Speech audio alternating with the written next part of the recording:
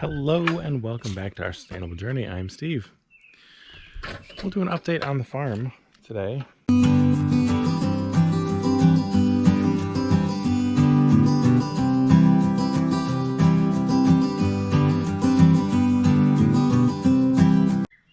We think we figured out what was attacking our chickens. Unfortunately, it's not something I can do anything about right now except lock away the chickens. So this is a weird sign. This is the quietest it's ever been. There are no chickens.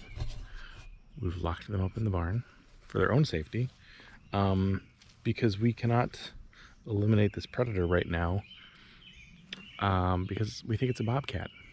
And there's rules for bobcats in Illinois. You can hunt them. You can hunt one per year. You need to tag, tags, all that other legit stuff. But not until November.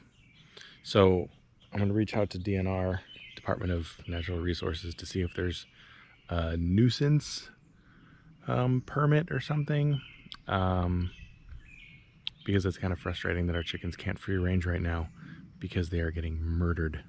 So and there's, I don't think, any amount of fencing that would stop a bobcat that we have. We'd need to upgrade everything. So that is what we think is happening with the chickens. And the reason I say that we think it's a bobcat is because the other day we heard it crying or yelling or whatever at like noon. And a bobcat hanging out at noon is not something you want to be near, because they're nocturnal. So hearing a bobcat in the middle of the day is kind of freaky. So that is the chicken update. For the cows, we got ourselves some new cattle handling gear. So this is the Arrowquip Q-Catch 54 series head gate. So what this does, I'll walk you through it as if you were a cow. So cool little latch, locks the door. Cows walk in. It's wide enough for a cow. Then they get to here. It can be opened wide enough for their head to get in, but not their shoulders. And you can actually adjust that. There's a bar up here. I'll actually hop out so you can see that bar. Then you close them in, and then you can open and close the head gate. And this handle is movable. If you give me a second, I can move it. Oh. Latch it in place, and then I'll move it. So then you can move it down, farther down. If you're a one-man show or whatever, you can operate it from down here. See? And then it has these nice, everything on this can be operated one-handed, which is kind of nice. So there's these doors, access panels, so you can work on your cattle while it's in here. So there's a set on each side, and they latch like that. Then we have these. I forget the names of these, but if you have a cow that you don't want backing up, or you don't want kicking backwards or whatever, you put a bar in here and it'll slide forward, but it won't slide back. So it forces the cows to move towards the front. There's access panels. So you can open the whole door. You can open the bottom door if you're doing hoof work or milking. We could probably milk them with this. This is called a needle panel. So if you're doing neck work, you can pop this out. All this pops out. All these just a pin. Lift it up and pop it out. Oh, can I do this one-handed?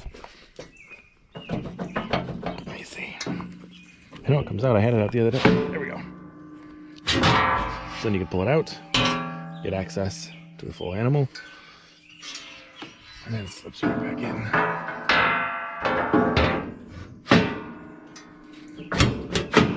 Just like that. You can pop the pin back in. There we go. You can lift it with forklifts. That's how I got it here. Oh, and then there's an access panel in the back. So you're doing AI. You put the pipe in here. Keep the cow forward.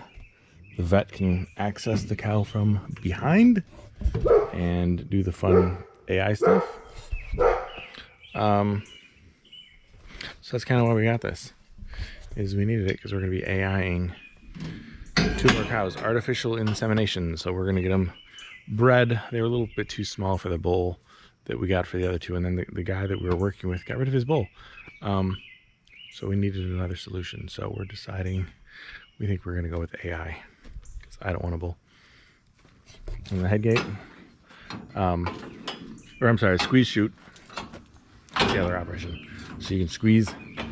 So if you have some really skinny animals, you can squeeze it with just this handle right here.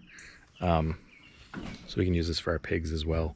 And then basically we can back our trailer up to the back of this and load them out for processing or for bringing other places and things like that. So I love it. This is going to be implemented very soon. We're going to put it in place. It literally just got delivered the other day. So I haven't had a chance to play with it yet. But that's our new toy. Latch that up. And then we have the gates that go with it. So these are the panels that we'll put up. We're basically going to be building like a round pen that leads them to this, and then we'll lead them away from this back into the pasture area. So we have man gate, as you can see right here, man gate, same latch mechanism here. So there's 1 of those, and then we have 2 sweeps. So if you look, there's a whole gate. There's a 10-foot gate in here. There's 2 of them, so that we can push the cows toward this thing, to kind of motivate them to get in here so we can do work on them, because sometimes they need work done. And it's good to give them health checks and things like that every so often. So we kind of needed this to make sure that everybody's healthy. So that was our fun new purchase. So yeah, so we'll be getting that set up probably in the next couple of weeks. The kids have fair this week, so it's county fair time. So they've been busy with all their projects for 4-H and things like that. So it's been kind of hectic around here lately, getting all that wrapped up and ready to go. All right, another update. Pigs are growing well. They've built quite the wallow here.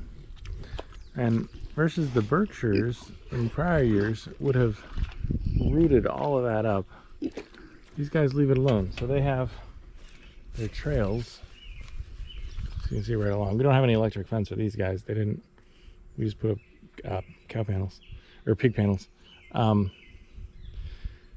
They just have this trail that runs down to the edge of the fence. They hang out down there sometimes, and then there's a trail running up the other side, and then they hang out in there. But they don't root anything up. And then they just relax in their mud. Nice hot days. I get it. Probably feels great. Not for me. Cows are doing fine. They're in the shade right now. It's not that hot out. It's like 70 something. They're in their house, just hanging out. Oh my god. So there's the kitty litter bin. Now you see why I haven't gotten to it. I put it back here in the woods. Well, not in the woods, it's where kind of, there's the bees and hay and stuff. I put it back there to set it and forget it. And then these came up. We're making fence posts with them. I needed a place to put them, and they're I don't know, 30 feet, 40 feet long. And I didn't have a good place, so I lined them up over here. And then I didn't give myself an ability to get in here. So looks like everything's broken down if we got plants growing. So we'll get some scoops of that, and I will send it off to the lab soon. As soon as I can safely get back out. Oh my god, I'm gonna die. And then back in there. This is kind of a weird corner of the property that we don't use. So that's why I put it over here. Because I knew it was going to take a while and I wanted it to break down as much as humanly possible. So, let me get out of here. So we don't usually venture over here. But yeah, there it is. Sitting in the corner. Just wanted to have some shade for the worms so they didn't get too hot. And then promptly forgot. So, thank you for reminding me. I will get some samples and get it sent off to the lab. One final update. The rat that was terrorizing the worms and the baby chicks is no more. We caught him. We eliminated him. I won't go into details, but he's no longer with us and no longer attacking chickens or worms. So these guys are good to go back in the barn. We'll probably do that in the fall. We may just move them out because they're big enough, they're deep enough, they're basically 4 foot, there's 7 of them, 4 foot by 4 foot. So the worms should be insulated enough. I may add some of that that like 3-inch foam insulation stuff around the sides and then just park them out in the field over there for the winter. Maybe I'll do that with just one, see how it does, instead of keeping them in the heated barn and wasting all kinds of heat. If they can keep themselves warm or what have you, then I'd rather go that route. So we'll see how that works. But yeah, that'll be a fall project, I think. Yeah, that's it. Thanks for stopping in. We'll see y'all next time.